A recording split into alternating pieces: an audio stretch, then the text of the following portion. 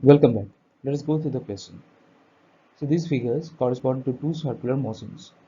The radius of the circle, the period of revolution, the initial position and the sense of revolution, that is clockwise or anti-clockwise, are indicated on each figure. Often the corresponding simple harmonic motions of the x projection of the radius vector of the revolving particle p in each case.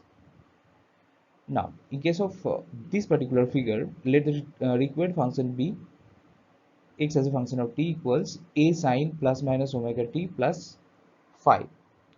The amplitude is 3 centimeter, that is 0.03 meter, which is given here. The time is 2 seconds, which is also given in the figure. So omega is equal to 2 pi by capital T, we know, and it is becoming, if we put in the value of t as 2, we get the value of omega as pi radian per second, right?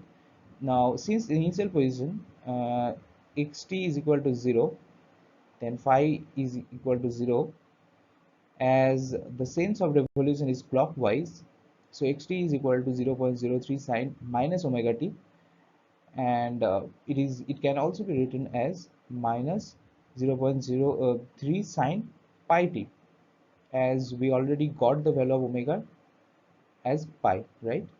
Now here x is in meter and t is in seconds as always. Now in case of the second one, let the required function be this: amplitude is 2 meter, t is 4 seconds. Since the initial position xt is equal to minus a, phi is equal to 3 pi by 2. As the sense of revolution is anti-clockwise, so we can write xt equals 2 sine omega t plus 3 pi by 2, and it is again equal to minus 2 cos pi by 2t. Here x is in meter and t is in seconds.